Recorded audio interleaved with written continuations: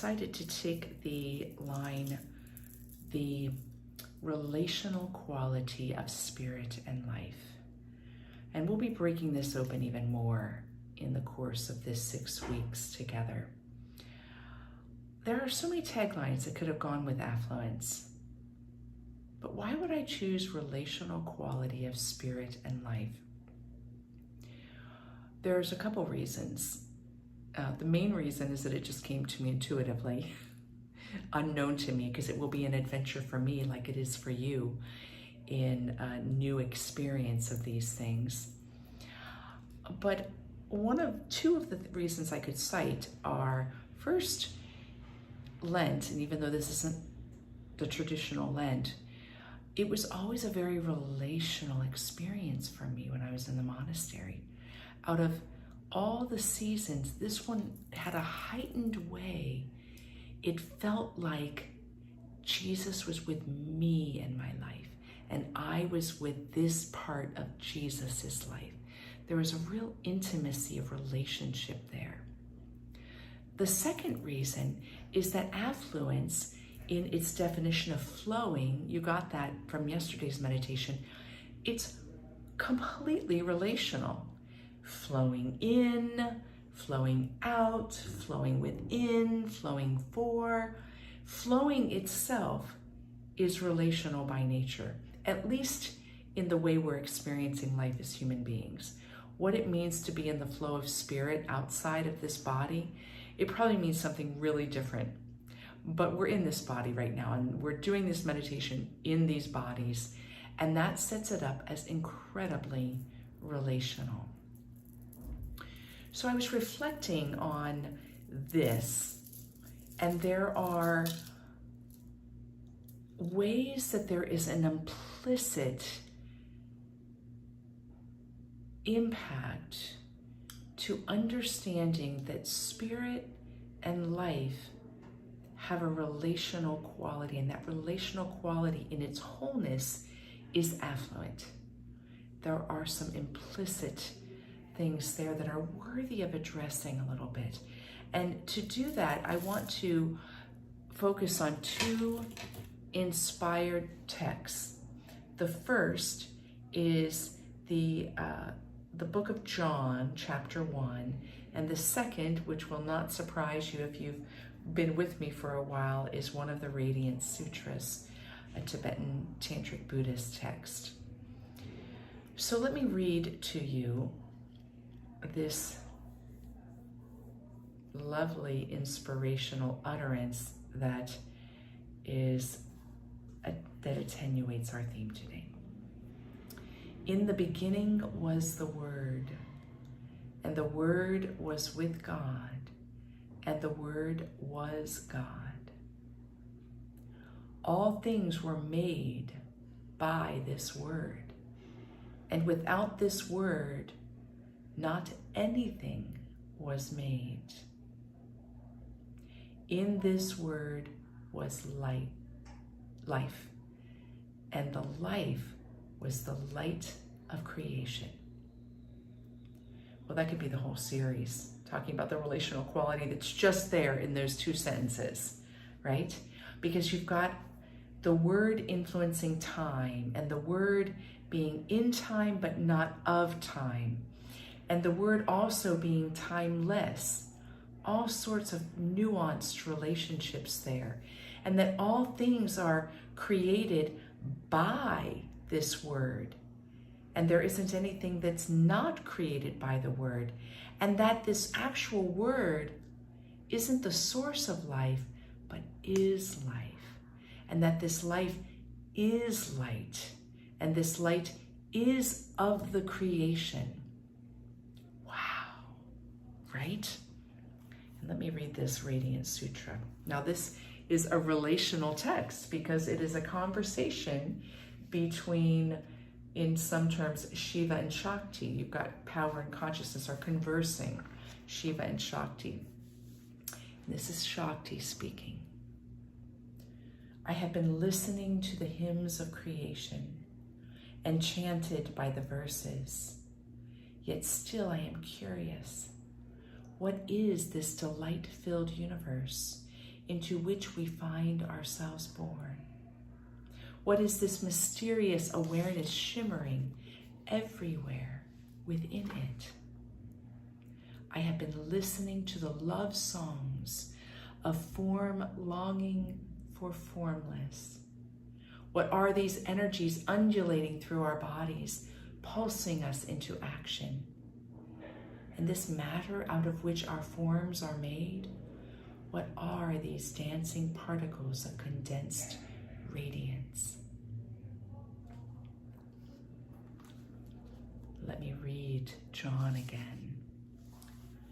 In the beginning was the Word, and the Word was with God, and the Word was God. All things were made by this Word, and without this Word, not anything was made. In this Word was life, and the life was the light of creation. Let's take a pause there, because there is such a mirrored reflection between those two texts of what we're talking about here.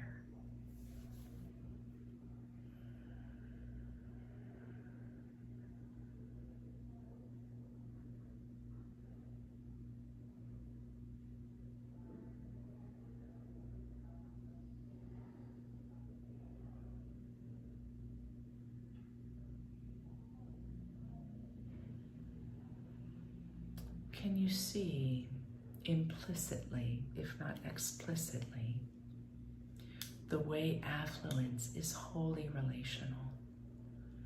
That there's a way that it can't not be relational.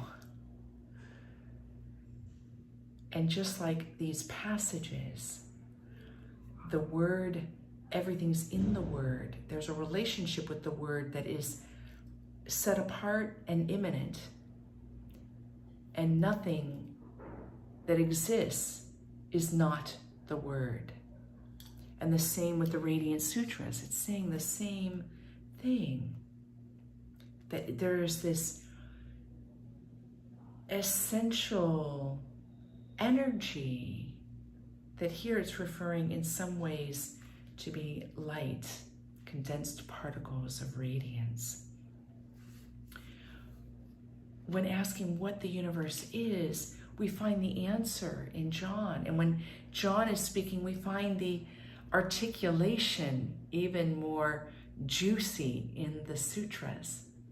There's a dance between these words. What is this mysterious awareness shimmering everywhere within it? And the life was the light of creation. So I don't know that we could ever do anything that's not relational in some way. It's just an aspect of being.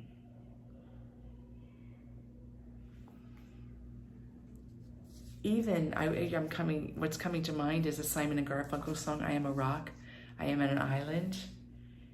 Even that song is relational, because it's not self-sustaining, fueled from a place of light. It is actually a response to things that have happened. There are many ways then that we can allow this truth to be played out within ourselves. Part of it is through reflection like this and thinking about the implications in our lives. Other ways are through meditation, through chant, through prayer, through contemplation, through opening ourselves to the experience of it in the myriad ways that are available to us. So I wanted to revisit a mantra that, if you've ever done meditation series with me, we've used from time to time. I usually use it once a year. But I want to take this one a little bit deeper because of its relational quality. We're going to tone today the mantra Om Au Hum, the 3 syllables. Om Au Hum. And in Buddhist understanding, and there are many branches to Buddhism, so I'm just taking it from one branch, Vajrayana. Okay, there are many branches. And you can look at the diverse ways that they treat this mantra. It seems to exist in most, if not all of them, because I haven't studied them all. This mantra is considered the wisdom of body, speech, and mind. They're seed syllables that open us up to an experience of a pure body, of pure speech, and a pure mind. So the syllables focus upon the forehead, focus upon the throat, and the heart. Om represents the syllable of the union of form and emptiness in the translation I'm taking. So we've got form that is something and emptiness, another relationship, right? Ah represents the indivisibility of speech and emptiness. And Hum represents the union of pure awareness and emptiness. And Hum is the seed syllable for the heart. So each of these is in relationship to emptiness and the form, because pure awareness is form. Even if it's not form like this, thought is form. It's just of a frequency and a vibration that feels less dense than this arm form. So what we're going to do is we're going to tone this mantra. And if you wish, you can draw to mind and heart some of the prayer that comes from another Buddhist community. So part of chanting the syllable is to open ourselves to what the syllable is doing within the mantra. As you know, Om stands by itself. Each seed syllable stands by itself. When they're gathered together, there becomes a collective understanding of what the mantra is. So when we're chanting Om, we have the opportunity, if you wish, to release all guilt and shame of all the negative actions committed through our body and committing to the intention to doing better. Ah, we open ourselves to be purified and released of all guilt and shame of the negative actions committed through our words, through our speech, and we commit to doing better. And Hum, we ask again to purify and be released of all guilt and shame for the negative actions committed through our mind. And we commit ourselves to the intention to do better in the future. Now, a little asterisk, like a footnote, you will notice that I just took Om Au Hum from two different Buddhist traditions, and you got slightly different references with them, didn't you? What is common is that it's an opening to wisdom being embodied in our hearts, in our bodies, in our speech, and in our minds. And through some that comes through the heart, and through the other school, they don't focus on the heart as much. So we're chanting this to open ourselves for wisdom in body, speech, and mind. We're going to chant it quite simply. I'm going to use a mala, and this is I did a mala workshop on New Year's Day, and this is the Compassion Mala of Avalokiteshvara. That's the stone, is unakite. It's so beautiful. So I have been loving using this. And if you're somebody that likes using a rosary is just half the number of beads, so you could use that as well. Whatever beads you're comfortable with, you can use. And you don't need to use any at all because I'm doing the counting. You can just relax into it. So we're opening ourselves. And I would like, because of this latter definition of Om Au Hum, for you to allow the mantra to heal your relationship with yourself, your relationship with your body, your relationship with your speech, your relationship with your mind. So when you're ready, I invite you to close your eyes.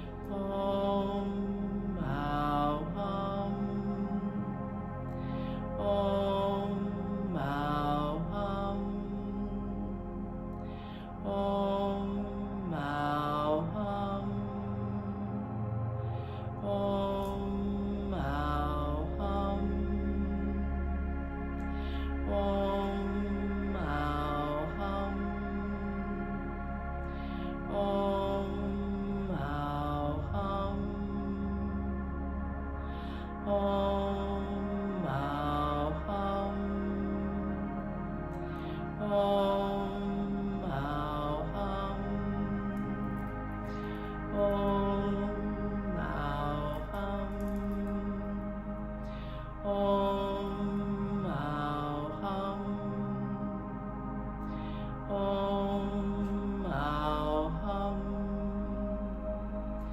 Om Ao Hum. Om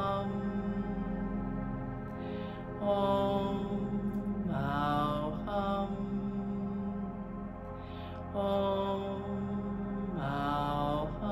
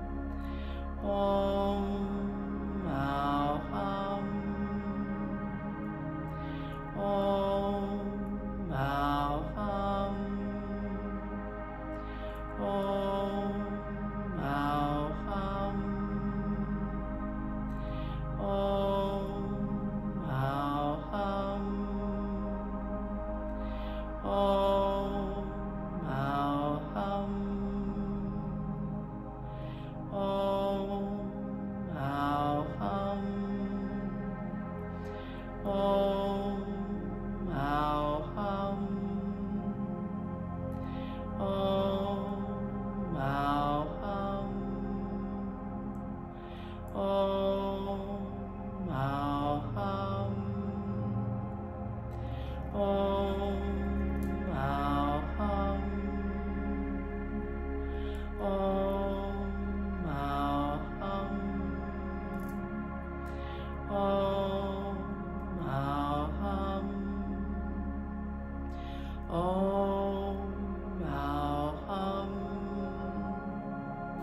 Om Ao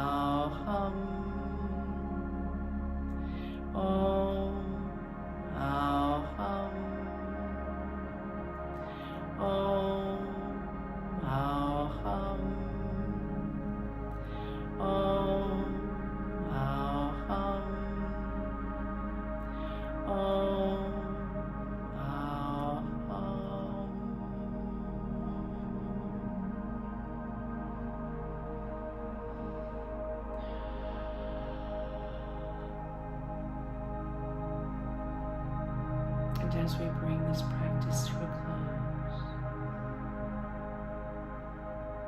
form your own intention about how you wish to go forward,